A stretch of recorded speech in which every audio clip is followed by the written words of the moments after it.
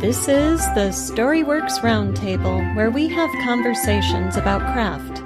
Because becoming a successful author begins with writing a great story. Hello and welcome to this week's Storyworks Roundtable. Robert, Catherine, and I are excited to have Dain Edward back with us this week. Dain has studied classical music, worked as a filmmaker, has an MFA in fiction, and teaches writing with the Minnesota Prison Writing Workshop, digging deep into the structure and psychology of all forms of narrative. Welcome back, Dain. Hi. It's good to be back. Thank you.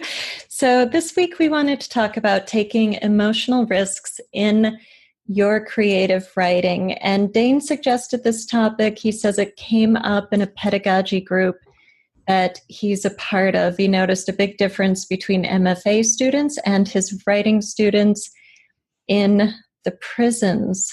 MFA people were polished but struggled to dig deep into emotional territory. The prison students had less crafting skills, but no problem taking emotional risks. I think that is fascinating. So, Dain, do you want to get the conversation rolling? Build on that a bit? Great. So, the question was asked on this Facebook group that I'm, part of for teaching creative writing, and it brought me back to when I was studying at Hamlin, and at the same time that I was doing MFA workshop classes at Hamlin, I was also teaching very raw new writers in prisons, in Minnesota prisons. Specifically, it was at Stillwater Prison, and it was, there's a lot of high level, high security. So it's people who've, lived very seriously intense experiences in life. Right.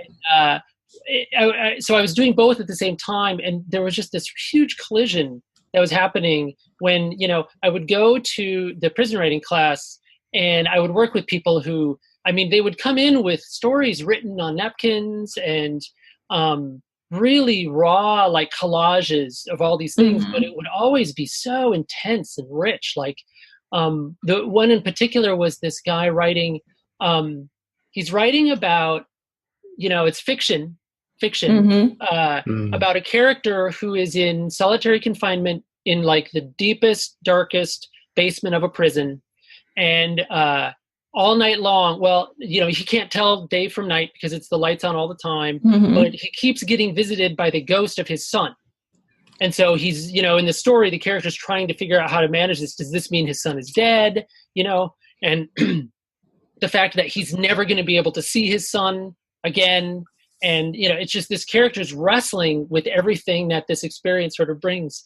And it would just be so intense, and unreadable, like a mess, And so I would be working with people trying to get them to like take this amazing, beautiful material and try to really shape it into something that's, I always refer to it as translation. Like you have to translate your personal vision thing into something somebody else can read. Yeah. Then I would go to my MFA class, and for the most part, everybody just was sort of doing a pretty good job of imitating something that they had read that they really liked. And they were really struggling with, making putting the mess of themselves into the story. Yeah. And taking some risks about what they really care about or what their own experience was. And I remember being in class trying to like convince, how would I like inspire the people in the class to sort of take those kinds of risks? Right. And I at the time, I just wasn't sure, because in the prison, I never had to do anything. All I had to do was say, yeah, I'll read what you wrote. And it would just come at me. It would just be amazing, risky stuff. Right. That's so interesting. I know that in the prisons, people, the incarcerated writers we work with feel like they don't have a voice except in a class like this, like the writing classes, and I'm sure other courses they're able to take, but suddenly there are these people who aren't part of the system who are willing to listen and give them the space and the freedom to express themselves. freely and fully. And, so that there's that piece of the puzzle. But what about the rest of us writers, and especially fiction writers? I wonder if creative nonfiction writers, if memoirists struggle less if they're called to put themselves on the page more than us fiction writers. So, Robert and Catherine, what do you think about this seeming inability, possible inhibition of us putting ourselves into our stories? It seems to me there's kind of this battle between intellectualism and emotionally driven story. Yeah.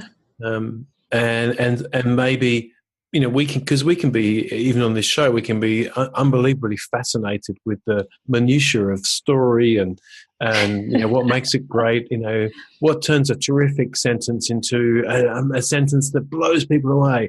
But I love what Dain's saying. At the end of the day, we read for entertainment, and what can be more entertaining than something that emotionally moves you? I mean, we've all had the experiences of stories where you're almost wrecked after reading it. And what does it take as a writer to write something like that? Well, that's maybe why people are drawn to go and study things like MFAs. But the prisoner's not thinking that. Not thinking, what does it take to write this amazing story? It's going to move people. They say, I've got this stuff going on in my head. They probably don't say stuff. There's stuff going on in my head, and I just want to get it out of there. And I love what Dain said. Put the mess of yourself into your story. I wrote that down. I think that's a lovely thing to remember when we get too caught up in the technicalities of story structure and does this scene turn properly? Well, yeah, it did, but is it going to grab anyone? Yeah, it almost sounds like there's a collision, if you will, of the creative nonfiction with the student writers, putting their mess of themselves into the fiction story. Whereas, as you were describing, Robert, we fiction writers come to it and go, here's this character, that's external. Here's this story, that's external. Here's this world I built, that's external. And so we aren't finding that meeting place, that collision between the intimately personal that takes the emotional risk and this thing we've created external to ourselves. But wouldn't we create the powerful writing you're talking about, Robert, if we were able to do that? Catherine, you should talk so that Arya's on the screen. I know, right? Well, here, hold on. Yes. I agree. No. Had to get the baby out here. I like what Dain said about finding their voice. And I think a lot of times when we're studying writing and we're workshopping and stuff, we almost want to present ourselves a certain way. And so we use a voice that's very safe, and we don't allow ourselves to become something that could be criticized or judged personally. We want people to evaluate our work, but we don't want them to evaluate us. And I think that that's wrong in many ways. Like, we need to abandon that thought process and to allow our voice, our themes, our stories, our things that we want to talk about, or we want to be vulnerable or things like that, to show up on the page. And I think that takes work, and allowing people to see through the words that you've written to the person that you are. Alita, I can't remember. Have you been inside the prisons, actually met people and been to those things? Yes. Taught any classes? Yep. Yeah. I've done several short-term classes, and then I did a 10-week session up at Moose Lake. Okay. So you have. And I'll be in Stillwater in January. So good. So then you've seen this too. Like, I think what you're talking about is interesting, in specifically with people in prison, because there's this constant tension between putting the guard up and then and putting the guard down, because they're in a very tense place where they're vulnerable too. To be vulnerable and moments not to be vulnerable. But what I found was, when I'm working with people who are writing fiction, one of the powers of fiction for them is that it's a way for them to be very personal and very expressive, but it's via a separate medium, it's not really them, but it is. Yeah. Because it's fiction and it's these things, and so it's happening. So it allows them to approach something. This is part of the psychology of storytelling is like, right. The writer and the reader too can experience a story and go where they need to go emotionally. But because it's fiction, it's a little safer. They can really take that risk. But then with writing nonfiction, it's sort of asking people to really be themselves and be vulnerable. And I had students who never would do both. Yeah. They some will do both, but some of them will only do the fiction because it feels safer to them. Some of them will only do nonfiction because they want to speak directly to people, and really want to sort of take that step and that bold step. So there's power in both. There is. It's interesting what you're saying, Dain, because I think it's two sides of the same coin, what Catherine said and what you're saying. So with the outside writers, we're stepping back from our product to keep ourselves safe, but there's that veil there. So we've got the veil up when we do our work to protect who we are. But the incarcerated writers, they get to drop the veil to put everything on the page, but then kind of step back when it's being evaluated by their peers and go, yeah, but that's fiction. So it's right.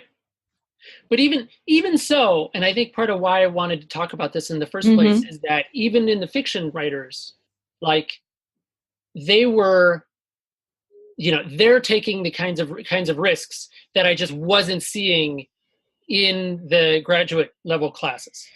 Yeah, so let's go there. Should we be taking these risks in our works of fiction? And if so, why and how?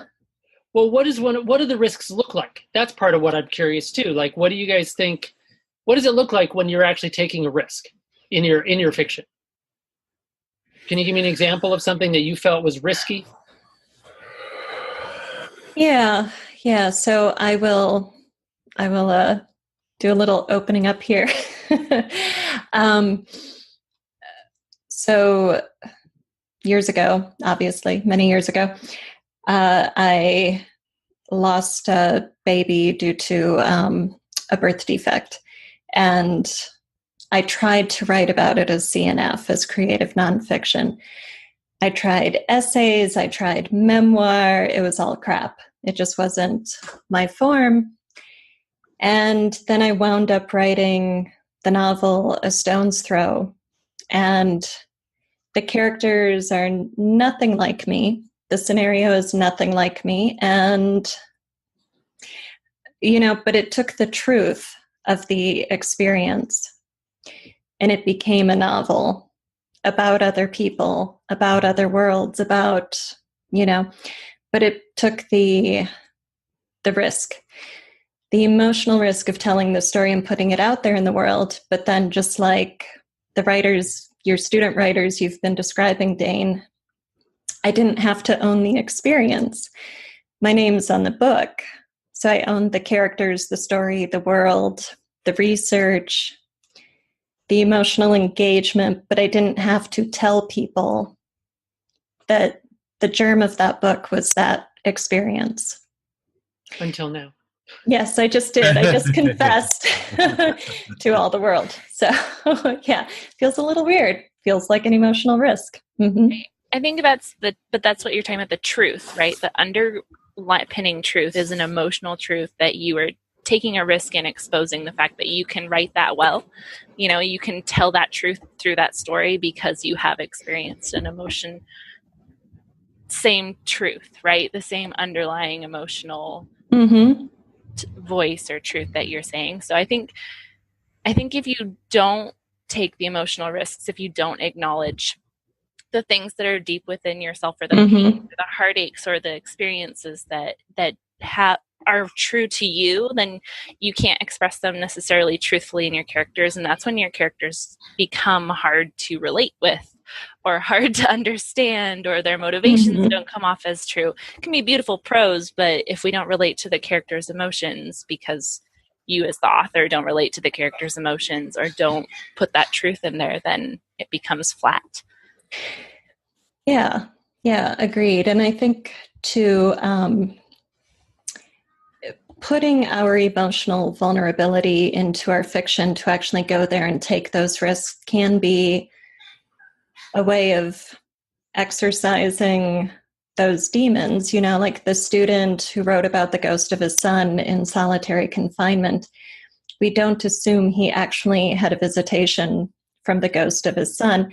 And that character might not even be him. It might not even be his son. He might not have a son for all we know.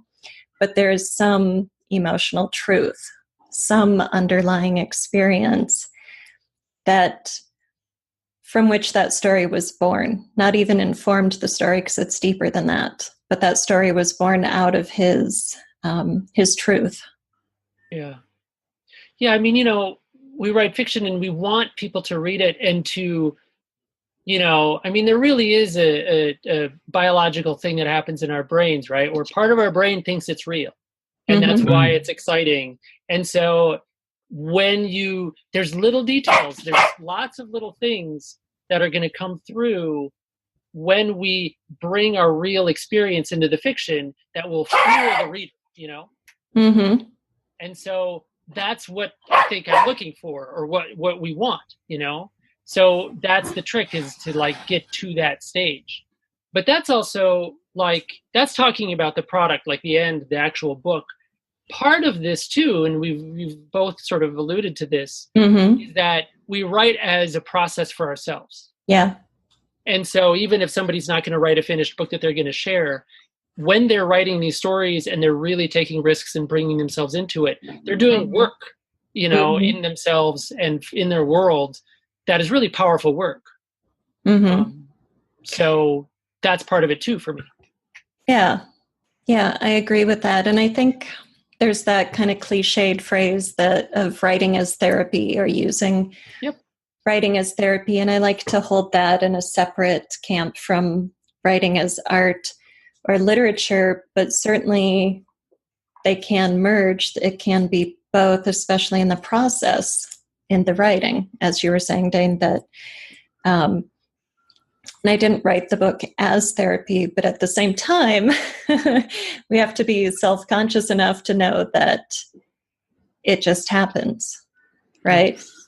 What do you do with a certain experience or a certain truth you're holding? Well, if you're a writer, you turn it into a story.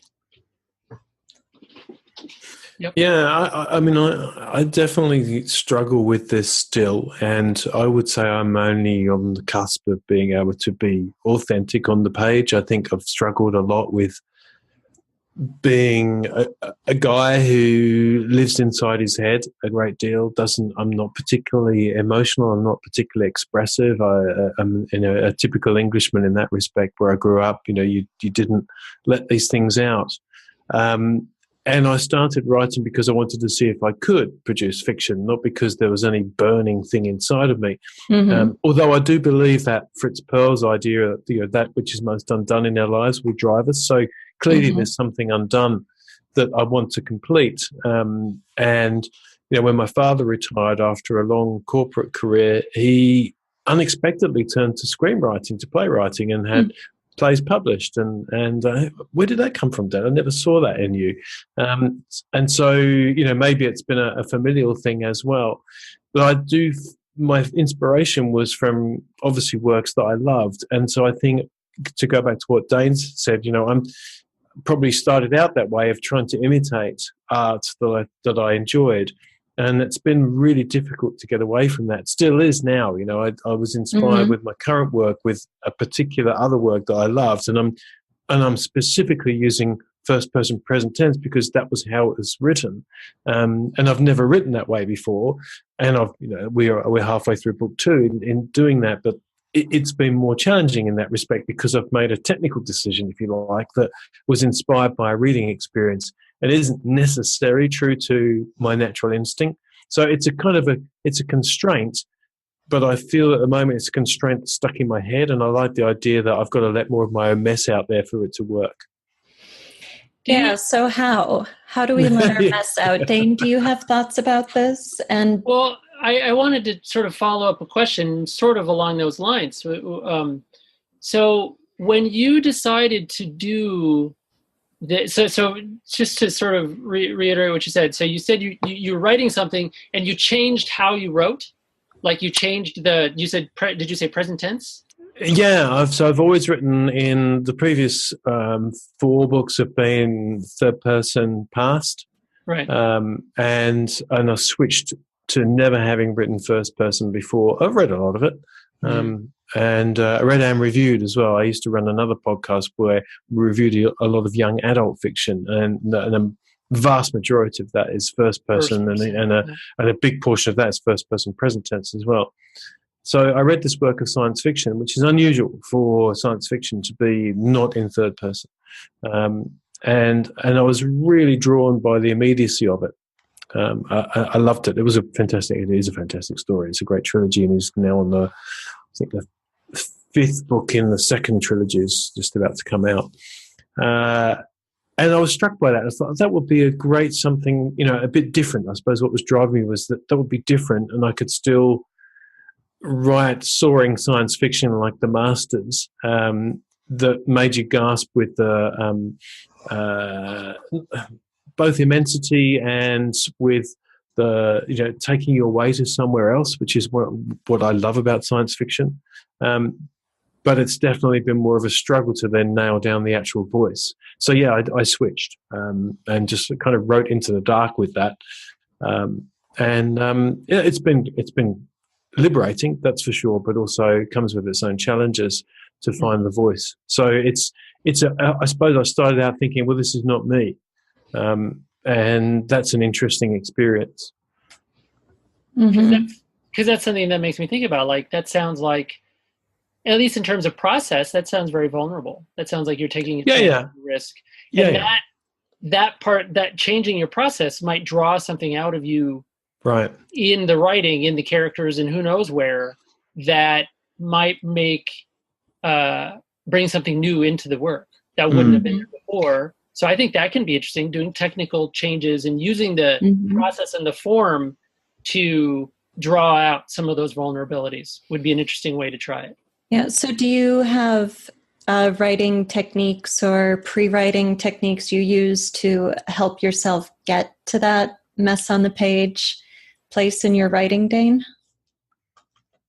I'm not sure. I'm trying to think if, because it's easy for me to think about this in terms of the students or the people I'm editing or whatever, when I'm looking at it from that perspective. In terms of my own work, I'm not sure. I haven't had much opportunity for somebody to assess me for that, to see whether they think I'm putting myself on there, whether I think I know that in some ways, like my voice that I use when I write, and some of the themes, some of the bits and pieces they're very much about my personality. And so some of my friends have said that when they've read my work, it seems very much like I am telling them the story. And some people have been very offended by the stuff that I've written. I know that. And that's challenging and frustrating. But also, one friend of mine called it transgressive. He said, well, if you're going to write transgressive stuff, that's the response you're going to get sometimes. And I'm thinking, that wasn't my intention to write something about transgressive. I was writing about something that was very sort of specific, like that's a real type of thing that people experience. And so I just put it into a story.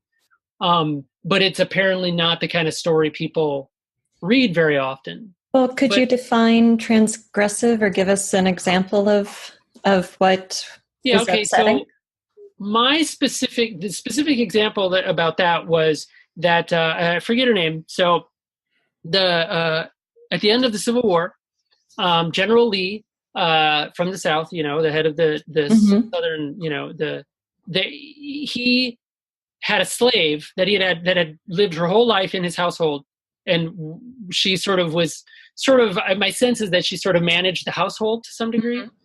And so at the end of the war, she's free, right? All slaves are free. Nobody's a slave anymore. So once she was free, she spent like her life, like what she took on as her mission was to go around and try to regather all the stuff that was looted from General Lee's mansion at the end of the war. Because, the North comes in and they take all the stuff. Right. And she saw it as this, like, all these awful people had come in and taken all of the household stuff. And so that was her mission, was to reassemble all this stuff in the household. And all I could keep thinking was, like, I mean, how weird and interesting is that somebody who has just been freed from slavery, she takes her freedom and her choice then, because she wasn't made to do this, is to try to reassemble the household that she had been a slave. Yeah. And I'm like, no, that's a story. Like that's what I agree. I'm thinking. That's interesting. That's fascinating. But if you don't present that quite right, if people don't know going in that that's what they're going to be getting, then they can think of it as like exploitative, or, part of it is like, well, is this really the story that the nerdy white guy should be telling? And, right. and, I don't know, but it's what's interesting to me. And so that's the kind of challenge that I sort of get inspired by. And that seems very real and very interesting and tangible to me, but can be very risky depending on how it's done. Yeah. And I think just to kind of wrap us up here, the things where we are inspired to put ourselves on the page or not, but to take emotional risks with the story we're telling, are the stories around the themes that we're passionate about, that inspire us. So themes of freedom and choice, or themes of, independence and embodiment, or whatever. But those deeper human themes tend to be the compelling ones that get us to pour it onto the page, as opposed to the blockbuster entertainment type story. I think the motive to write those stories is different than the ones where we're dealing with maybe the shadow side of humanity, the themes of what it means to be human. Yeah. I mean, the really, really good popular stories do both. Yeah. I think somehow, or try to, or, some of it. Well, I do agree. It's commercially more and more difficult we live in a middle of the road political climate where, any extreme is going to get taken apart by the opposite extreme, or claimed as politically incorrect or cultural misappropriation. And I think that interferes with art. I don't think, and so it's hard to make something that's commercial that's also confronting. But as you say, Dain, when it achieves both, it's extraordinary. And that's what should keep driving us. Absolutely. Well said, Robert. I think we will end on those wise words. Thank you for listening to the Storyworks Roundtable. Find all our shows, show notes, and videos at storyworkspodcast.com. Alita's like making cute baby faces at our anyway. For those of you on the audio-only version of this, we're all enchanted by Catherine's lovely baby, who is staring at us with incredible intrigue. She